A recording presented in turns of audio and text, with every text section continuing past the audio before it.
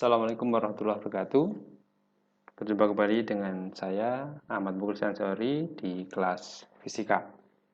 Nah, pada kesempatan kali ini kita akan melanjutkan pembahasan kita pada materi fisika di besaran dan pengukuran. Khusus pada pembahasan kali ini kita akan berdiskusi tentang dimensi. Nah, apa itu dimensi? Mari kita ikuti pembahasan selengkapnya. Nah, dimensi dalam fisika itu adalah menyatakan sifat fisika dari suatu besaran. Sebagai contoh, misalkan ada hasil ukur dari jarak 2 titik, disajikan ada 3 hasil. Yang pertama, bahwa jarak 2 titik itu adalah 300 km. Kemudian yang kedua, jarak 2 titik itu 200 meter. Kemudian ada lagi yang ketiga, jarak kedua titik itu adalah 5 cm. Nah, meskipun dinyatakan dalam 3 hasil yang berbeda, 2 titik tersebut hasil pengukurannya berbeda dari 300 km, kemudian 200 meter, dan 5 cm, maka hasil itu tetap memiliki dimensi yang sama, yaitu dimensi panjang. Jadi, meskipun hasilnya berbeda, satuannya berbeda, tetapi itu dimensinya sama. Kemudian misalkan disebutkan itu adalah panjang, tinggi, ataupun lebar, meskipun namanya berbeda, tapi semuanya memiliki dimensi yang sama, yaitu panjang. Nah, itu adalah dimensi dalam fisika yang kita bahas di sesi ini. Kemudian dimensi pada besaran pokok itu yang kemudian nanti ditentukan untuk menentukan dimensi dari besaran-besaran yang lainnya atau besaran turunan. Nah, dimensi dari besaran pokok itu ada 7 macam. Yang pertama, panjang, itu satuannya meter, dimensinya adalah L. Kemudian massa, satuannya kilogram, dimensinya M. Waktu, satuannya sekon, dimensinya T. Kuat arus listrik, satuannya ampere, dimensinya I. Kemudian suhu, satuannya Kelvin, dimensinya theta. Intensitas cahaya, satuannya kandela, dimensinya J. Kemudian terakhir, jumlah zat, satuannya mol, dimensinya adalah N. Nah, itu adalah 7 besaran pokok dengan dimensi masing-masing yang berbeda, ya. Kemudian ada beberapa hal penting yang perlu diperhatikan ketika menggunakan aturan dimensi pada fisika. Yang pertama, dimensi dari suatu besaran itu nanti tidak dipengaruhi, ya. Jadi tidak dipengaruhi oleh besarnya pengukuran. Jadi misalkan jarak 2 titik, meskipun hasilnya ada yang satuan kilometer, ada yang sentimeter, ada yang satuannya meter, hasilnya berbeda-beda, tapi dari jarak kedua titik itu semuanya dimensinya sama, yaitu dimensi panjang. Jadi besarnya hasil pengukuran tidak mengubah dimensi dari suatu besaran.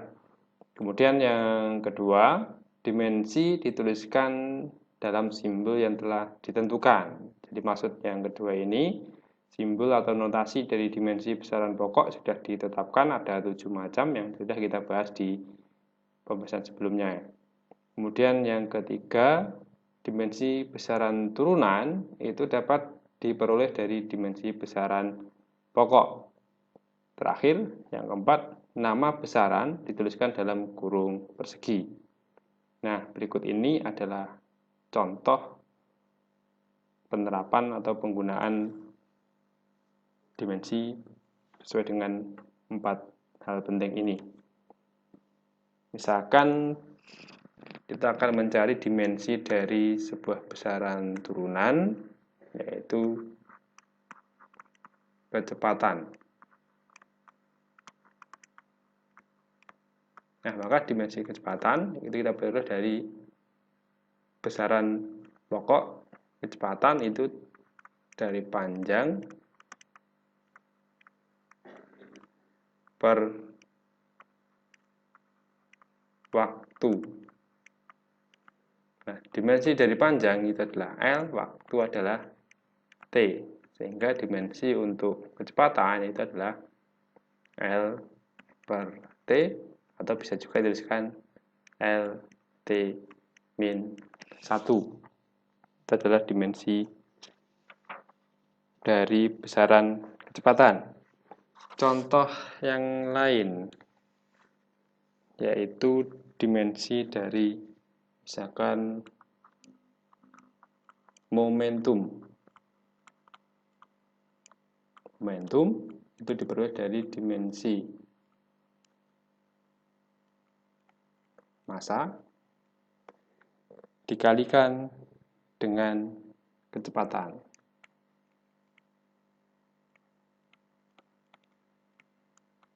Nah, massa itu besaran pokok, berarti tetap kita tuliskan massa. Kemudian kecepatan, ini adalah besaran turunan, diperoleh dari panjang, kurung persegi ya, per waktu. Kemudian dimensinya massa, itu adalah M, panjang itu adalah L, kemudian waktu T, sehingga dimensi dari momentum itu dituliskan M, kemudian L dikalikan T pangkat min 1. Nah, itu dimensi kecepatan dan dimensi untuk momentum.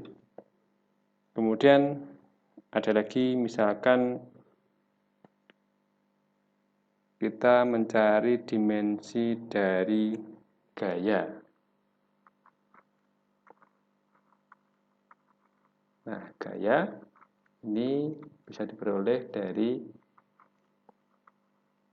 massa dan dikalikan percepatan. Massa ini besaran pokok, jadi tetap. Kemudian percepatan itu dari panjang dibagi dengan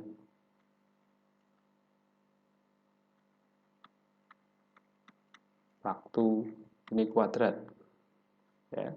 Kenapa kuadrat? Karena percepatan ini adalah perubahan kecepatan terhadap waktu. Nah, kemudian massa ini adalah M, panjang itu adalah L, kemudian waktu T kuadrat. Sehingga dimensi dari gaya itu adalah M dikalikan L dikalikan T pangkat min 2. Kemudian ada lagi dimensi dari misalkan usaha. Nah, usaha ini bisa diperoleh dari gaya dikalikan dengan dimensi perpindahan, atau di situ nanti adalah dimensinya adalah panjang. Nah, gaya ini kan dari hasil yang sebelumnya ini, dimensinya berarti adalah langsung kita ambil dari hasil sebelumnya. Untuk gaya adalah M dikalikan L dikalikan T pangkat min 2, kemudian panjang itu adalah L.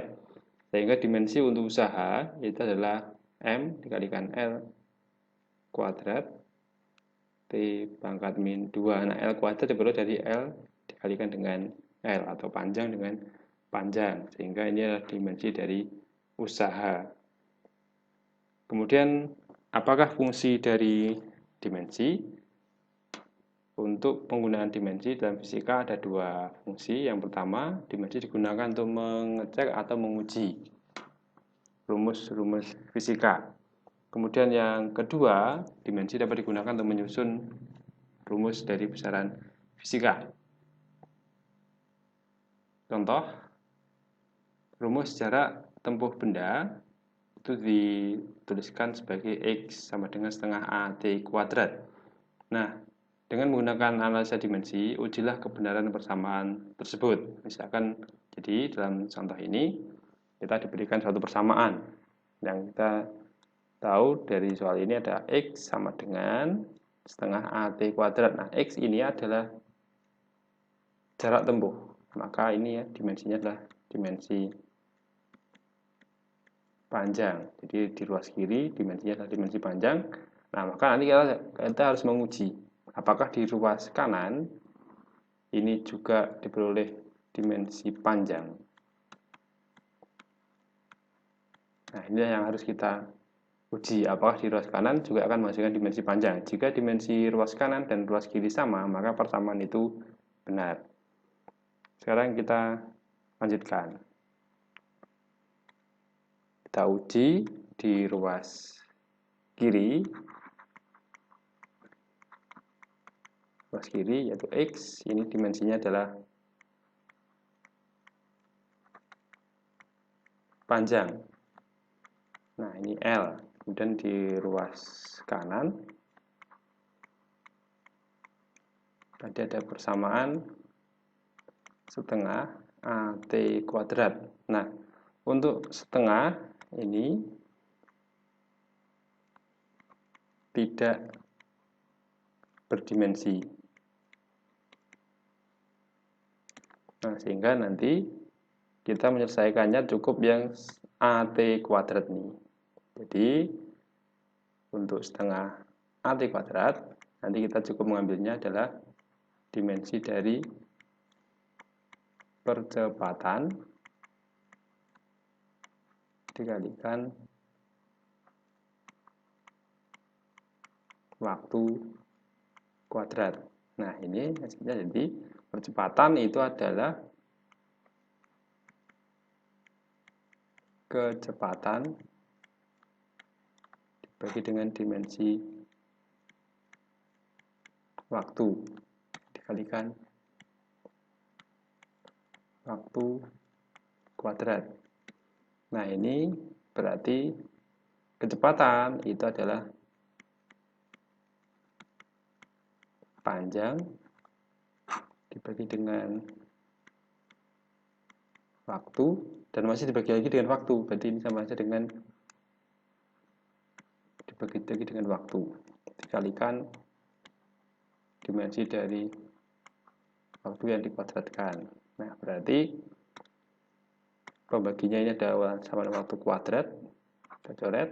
Nah, ini juga kita coret, sehingga dimensi dari persamaan yang di ruas kanan itu yang akhir adalah tinggal dimensi dari panjang, itu dimensinya adalah L. Jadi persamaan yang disebutkan soal tadi, X sama dengan setengah AT kuadrat, ini secara dimensi benar. Karena ruas kiri diperoleh dimensinya L, kemudian ruas kanan ini juga dimensinya L. Jadi ruas kiri dan ruas kanan dimensinya sudah sama. Kemudian contoh yang selanjutnya, anggap bahwa periode osilasi suatu bandul sederhana tergantung pada beberapa besaran, yaitu massa, kemudian panjang tali, yang ketiga adalah percepatan gravitasi bumi. Di situ dinotasikan sebagai G. Kemudian pertanyaannya adalah, dengan analisis dimensi, maka tentukan rumus dari periode. Baik, untuk menyelesaikan ini, maka kita harus membuat perumpamaan dulu. Kita sepakati, misalkan untuk periode, kita notasikan dengan huruf T. Ini nanti biar tidak sama dengan waktu, misalkan kita pakai T aja. T periode ini, T periode gitu ya, misalkan. Kemudian periode ini dari besaran atau di soal tadi, ini ternyata dia bergantung pada massa. Kita beri pangkatnya misalkan alfa, kemudian setelah massa tadi adalah panjang tali, yaitu L, ini beta, kemudian ada percepatan gravitasi G, ini gamma.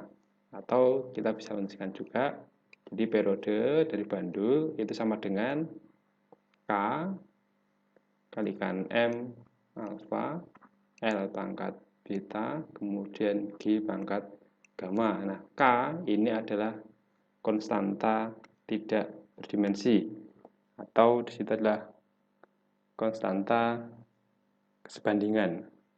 Dan kita belum tahu seberapa besarnya nilai K ini. Jadi ini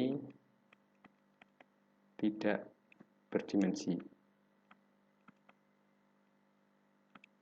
Oke. Kemudian di ruas kiri itu adalah periode. Periode itu dimensinya adalah waktu.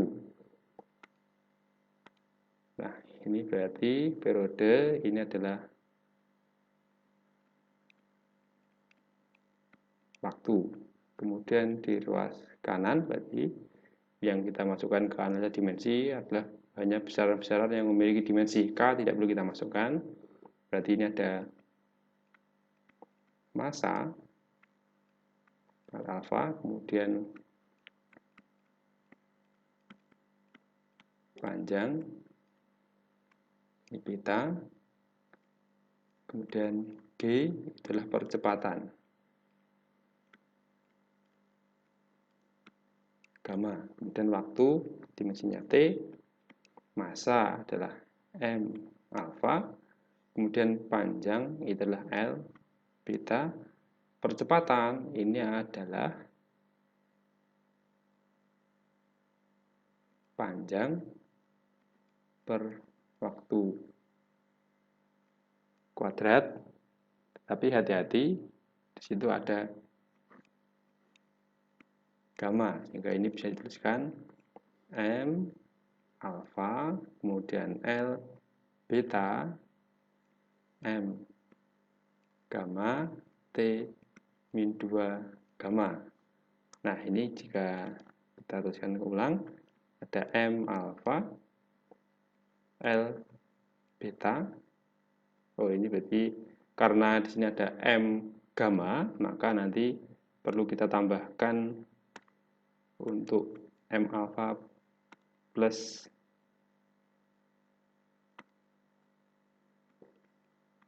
gamma, kemudian L beta, kemudian ada T min 2 gamma.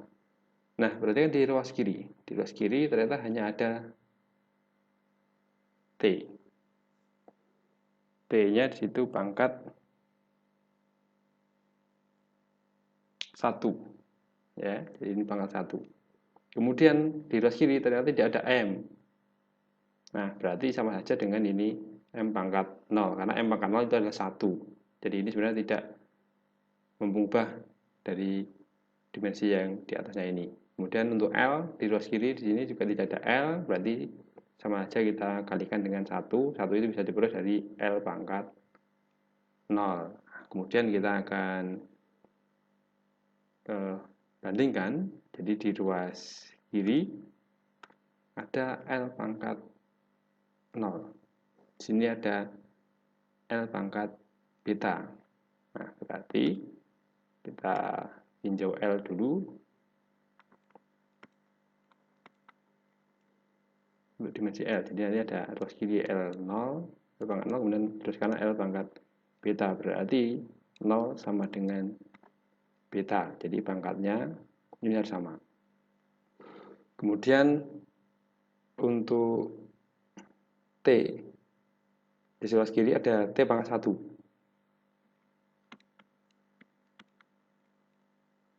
Untuk besaran T.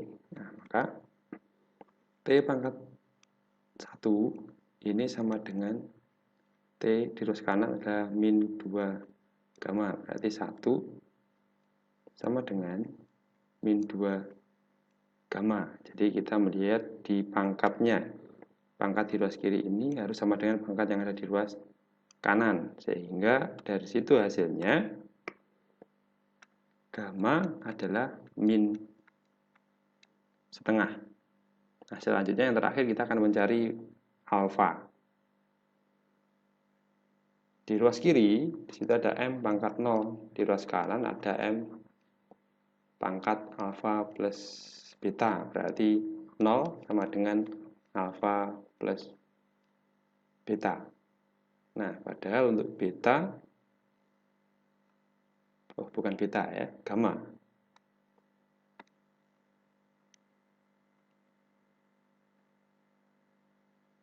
Kita lihat. Ini gamma, ya. Jadi ini. Di sini adalah alfa plus gamma. Jadi 0 sama dengan alfa plus gamma, sehingga alfa sama dengan min gamma. Gamma tadi kita peroleh min setengah, sehingga alfa sama dengan setengah. Jadi periode dari bandul tadi itu adalah K M pangkat alfa, kemudian L pangkat beta, kalikan G pangkat gamma. Sehingga ini K M pangkat setengah, L pangkat beta 0, kemudian G pangkat min setengah. Sehingga hasilnya adalah K M pangkat setengah, L pangkat 0 berarti itu adalah 1. Ini tinggal G pangkat min setengah. Kalau setengah berarti dalam bentuk akar, kalau min berarti nanti dia sebagai penyebut. Sehingga ini periodenya adalah akar M per G. Jadi persamaan periode dari bandul itu sama dengan K dikalikan akar M per G. Nah, baik, itulah pembahasan kita untuk hari ini atau pada video ini. Semoga ada manfaatnya, semoga bisa dipahami. Selamat belajar. Assalamualaikum warahmatullahi wabarakatuh.